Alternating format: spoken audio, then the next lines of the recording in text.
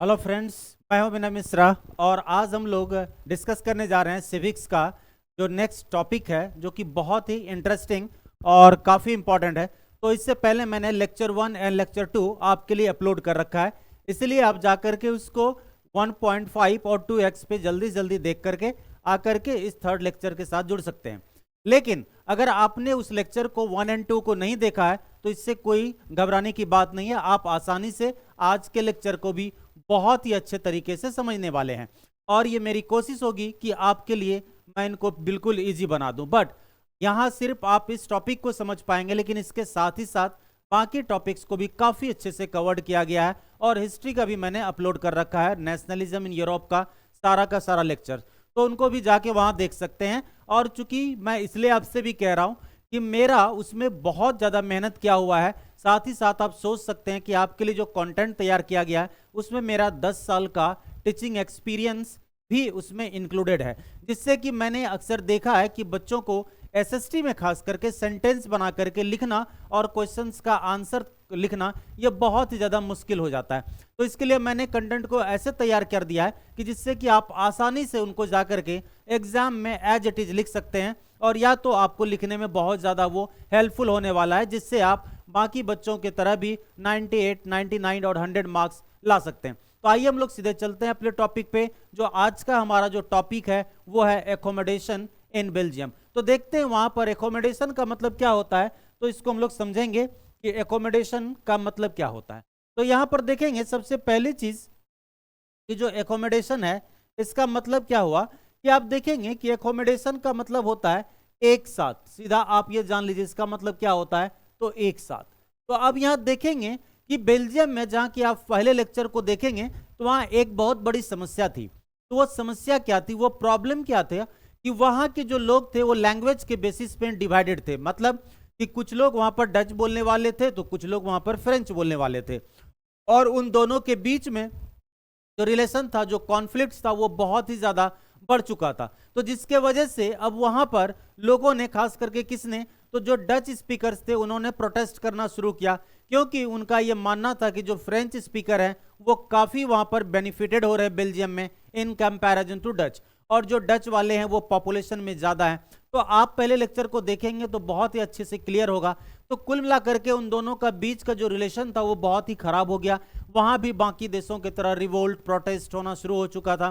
तो जिसके वजह से अब वहां के गवर्नमेंट ने कुछ ऐसी सिस्टम बनाने की कोशिश की कि जिसमें चाहे वो किसी भी कम्युनिटी से हो, चाहे वो डच बोलते हो या फ्रेंच बोलते हो, सबके सब एक साथ हैप्पीली रह सके और सबका आपस में डेवलपमेंट भी हो पाए। तो इसके लिए बेल्जियम में कुछ चीजें की गई। तो आइए देखते हैं। तो यहाँ पर देखेंगे कि जो बेल्जियन लीडर्स टुक डिफरेंट पाथ, इसका मतलब क्या हुआ, क्योंकि जब आप पूरा नेशनलिज्म इन यूरोप पढ़ेंगे तो वहां पर देखेंगे कि जो बदलाव आया तो उस बदलाव में लोगों का जो अप्रोच था वो बिल्कुल अलग था, और साथ ही साथ वहां जो चेंजेस भी हुआ था वो भी यहां से बिल्कुल अलग था। मतलब इसका मतलब है कि दुनिया के किसी भी हिस्से में जहां भी किसी भी तरह का कोई भी बदलाव हुआ है प्रोटेस्ट के बाद, उन सारी चीजों से ये थोड़ा सा डिफरेंट है, क्योंकि वहां पर राइट्स की बात हो रही थी बहुत ही ज्यादा। बट यहाँ पूरा गवर्निंग सिस्टम में चेंजेस हुआ, जो कि आप देखेंगे तो बहुत ही आपको मजा आने वाला है। बट मैंने किया है कि हाउ, कैसे, आखिर ये क्या,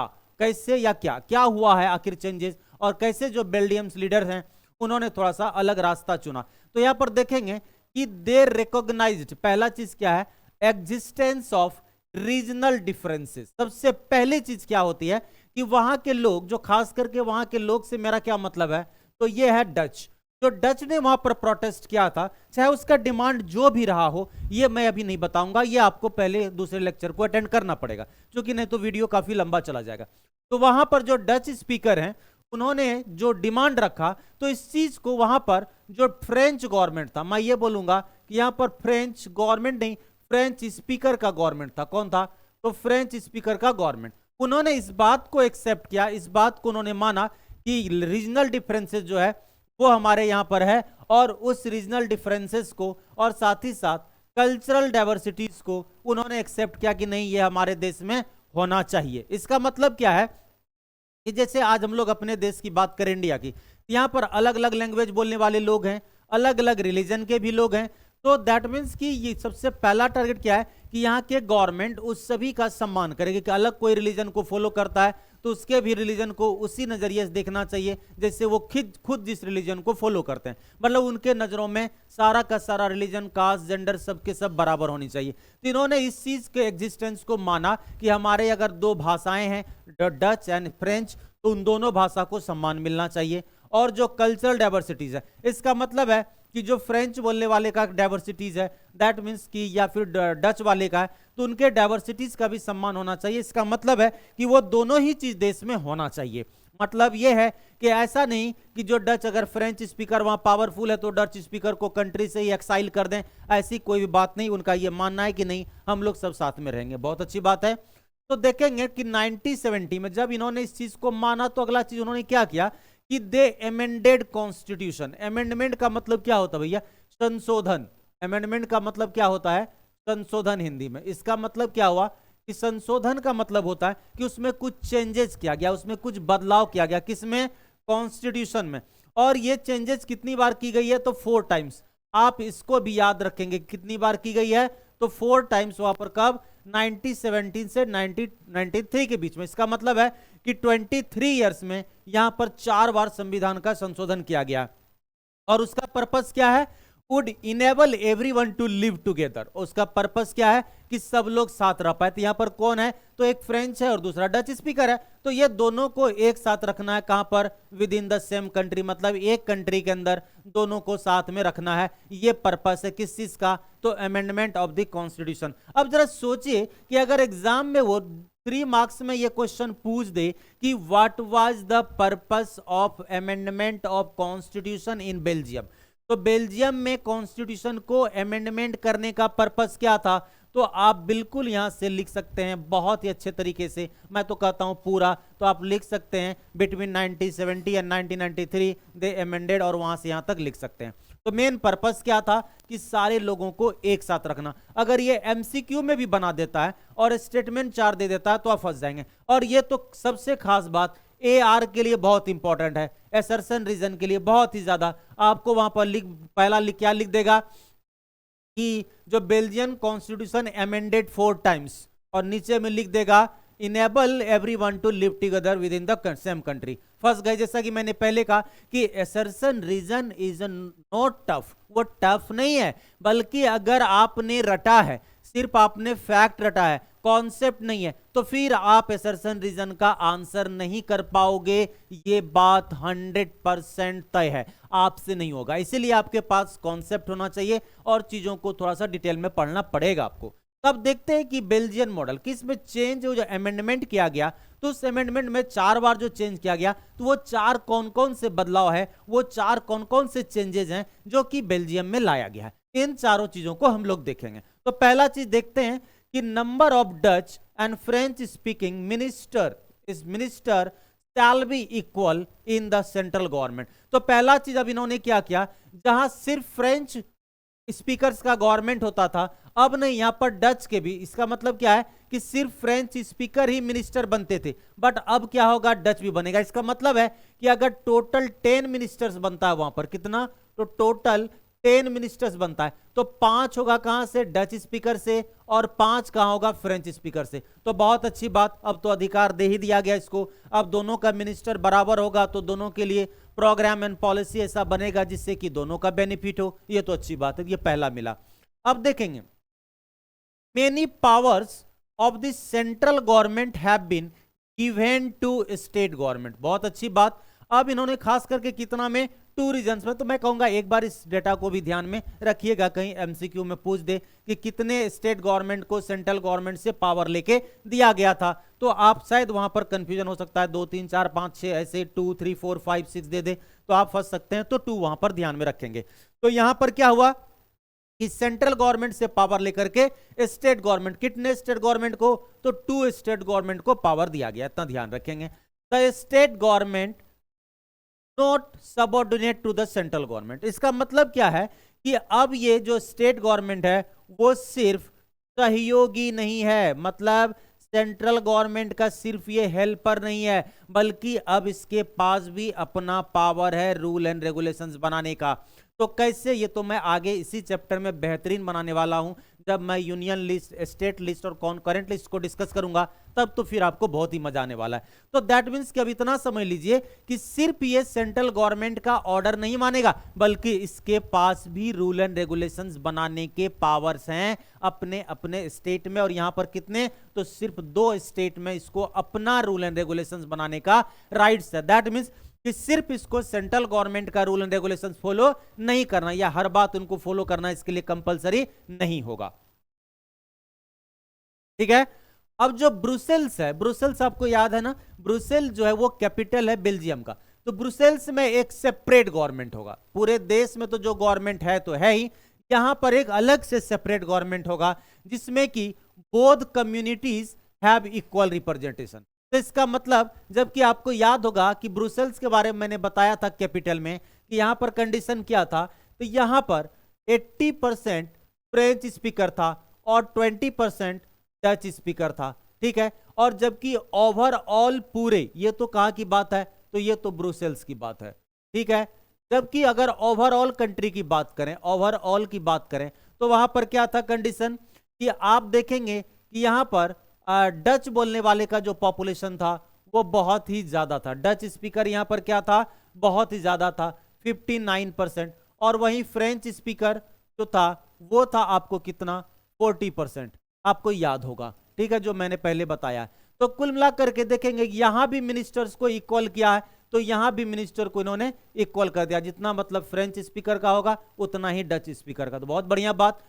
apart from the central government, state government, there is a community government. इसका मतलब है कि जिस तरीके से इंडिया में 3 टायर्स ऑफ गवर्नमेंट है, उसी तरीके से बेल्जियम में भी 3 टायर्स ऑफ गवर्नमेंट है। इसका मतलब है कि वहां भी सेंट्रल गवर्नमेंट है, स्टेट गवर्नमेंट है एंड द कम्युनिटी गवर्नमेंट है। तो यहां पर आपको सुन करके ये अजीब लगता होगा कि सर हमने सेंट्रल गवर्नमेंट तो सुना, स्टेट गवर्नमेंट भी सुना, तो ये बेल्जियम वाले ने कम्युनिटी गवर्नमेंट लाया, ये क्या है? तो बिल्कुल इसके लिए मैंने देखिए आगे आपको बिल्कुल अच्छे से बना रखा है क्वेश्चंस। आपको ये भी क्वेश्चंस पूछ सकता है, तो मुझे लगता है कि 3 मार्क्स में और समटाइम्स 5 में भी इसको पूछा जा सकता है कि व्हाट इज कम्युनिटी गवर्नमेंट। तो अब देखेंगे कि कम्युनिटी गवर्नमेंट में जो मेंबर होंगे वो इलेक्टेड होंगे। सिर्फ यहां से एक वर्ड याद रखना है, members of the government are elected by the people. तो ऑब्वियसली है कि पीपल के द्वारा इलेक्टेड होगा टू वन लैंग्वेज।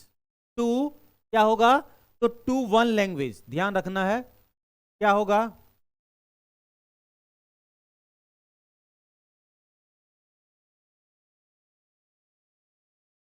ठीक है। तो क्या होगा ध्यान देंगे, तो यहां पर ठीक है वो क्या चीज होना चाहिए, तो वन लैंग्वेज बोलने वाले होना चाहिए। क्या होना चाहिए, वो वन लैंग्वेज। यहां पर कीवर्ड क्या है, तो सिर्फ वो वन लैंग्वेज बोलने वाले होनी चाहिए। इसका मतलब है कि कम्युनिटी गवर्नमेंट में का जो सिलेक्शन होगा, इसका मतलब है एक कम्युनिटी गवर्नमेंट होगा डच के तरफ से और दूसरा कम्युनिटी गवर्नमेंट होगा फ्रेंच के तरफ से। ठीक है। और जब उसमें इलेक्शन होगा तो जो डच कम्युनिटी के लिए लड़ेंगे उसको सिर्फ डच स्पीकर ही वोटिंग करेंगे, और जो फ्रेंच कम्युनिटी के लिए फाइट करेंगे उसको सिर्फ आपको फ्रेंच स्पीकर ही वोट करेंगे। ऐसा यहां पर सिस्टम था। ठीक है, देख सकते हैं फ्रेंच, जर्मन, ठीक है, और यहां पर डच आपने देख ही लिया, और community speaking no matter where they live. और ये मैटर नहीं करता है कहां रहता है। जैसे अभी हमारे देश में देखिएगा कि जब इलेक्शन होता है तो आप जिस एरिया से बिलोंग करते हैं, जहां के वोटर लिस्ट में आपका नाम होता है, वहीं सिर्फ जाकर के आप वोटिंग कर सकते हैं। बट यहां ऐसा नहीं था कि आप बेल्जियम के किसी भी कोने में रह रहे हैं, लेकिन अपने कम्युनिटी गवर्नमेंट को वहीं से आप वोट कर सकते हैं। तो कुल मिलाकर के यहां पर एक फ्रेंच का होगा कम्युनिटी गवर्नमेंट, दूसरा डच का होगा, और तीसरा जर्मन का भी होगा। जो कि जर्मन कितना था, तो याद होगा आपको कि जो जर्मन था वो सिर्फ 1% था टोटल पॉपुलेशन का। कितना, तो 1%। अब देखेंगे, अब पूछा जाएगा कि इस गवर्नमेंट का फंक्शन क्या था, क्या था इसका फंक्शन कम्युनिटी गवर्नमेंट का। तो बिल्कुल आप टेंशन ना लीजिए, इसके लिए भी मैंने लिख डाला है। Government has the power regarding, बहुत important keyword, cultural, educational and language related issue. इसका मतलब है कि जो कम्युनिटी गवर्नमेंट है इसका कोई डेवलपमेंट करना, बहुत बड़ा प्रोग्राम एंड पॉलिसीज बनाना देश के लिए या स्टेट के लिए जरूरी नहीं था। इनके लिए काम क्या था कि अपने कल्चर को बचाए रखने के लिए जो भी स्टेप लेना पड़े वो लेंगे, उनको अपने एडुकेशनल लेवल को बढ़ाने के लिए ऐसा लग रहा है कि जो डच स्पीकर को प्रॉपर एडुकेशन नहीं मिल रहा है, तो उसमें क्या क्या की जानी चाहिए जिससे कि उसका एडुकेशनल लेवल बेटर होगा, उस चीज पे काम करना। और साथ ही साथ लैंग्वेज रिलेटेड इश्यू, कुल मिलाकर के अगर कल्चर से रिलेटेड कोई इश्यू होता है, एडुकेशन से रिलेटेड कोई इश्यू होता है या लैंग्वेज से होता है, तो इसका काम है कम्युनिटी गवर्नमेंट का इन तीनों प्रॉब्लम्स को देखना और इस प्रॉब्लम को सॉर्ट आउट करना। अब अगला देखेंगे, it reduce the possibility of linguistic conflict. इससे फायदा क्या होने वाला है कि अब जो खास करके पूरा बेल्जियम में देखेंगे, वहां की समस्या ही क्या है कि लोग लैंग्वेज के कारण ही एक दूसरे से लड़ रहे थे, डिस्क्रिमिनेशन था, भेदभाव था, जिसकी वजह से फ्रेंच काफी बेनिफिटेड हो रहे थे और दूसरी तरफ डच काफी पीछे जा रहा था। तो इन प्रॉब्लम को सॉर्ट आउट करने के लिए क्या हुआ कि ये सारी चीजें की गई, जिसकी वजह से अब वहां पर लिंग्विस्टिक लैंग्वेज के बेसिस पर कभी भी लड़ाई नहीं होगा, चूंकि दोनों को बहुत ही अच्छे तरीके से राइट्स, अधिकार, पावर, फैसिलिटीज, सारा चीज इनको दे दिया गया, जो भी इनका मांग था, जो भी इनका डिमांड था, जिससे कि अब इन फ्यूचर में आपको बेल्जियम में किसी भी तरह का कोई भी लड़ाई झगड़ा नहीं होने वाले हैं दोनों ही ग्रुप के बीच में, क्योंकि लैंग्वेज एक इश्यू था और लैंग्वेज के बेसिस पे अब वहां पर कोई बात है ही नहीं। और साथ ही साथ सारे अलग अलग फ्रेंच वाले को अपना कल्चर, एडुकेशन और लैंग्वेज को जो भी रिलेटेड प्रॉब्लम है सॉर्ट आउट करिए, तो क्यों ही झगड़ा होगा, क्योंकि गवर्नमेंट आपका, प्रॉब्लम आपका और आपका ही गवर्नमेंट, आपके ही लैंग्वेज बोलने वाले लोग भी हैं, तो परेशानी तो है ही नहीं तीनों के साथ, इसलिए अब वहां पर किसी तरह का कोई भी झगड़ा लड़ाई नहीं होगा। तो आज के लिए इतना ही, और फिर मिलते हैं हम लोग कल इसी सिविक्स के साथ अगले लेक्चर्स में। तब तक के लिए गुड बाय, तब तक के लिए bye bye, have a nice day, thank you.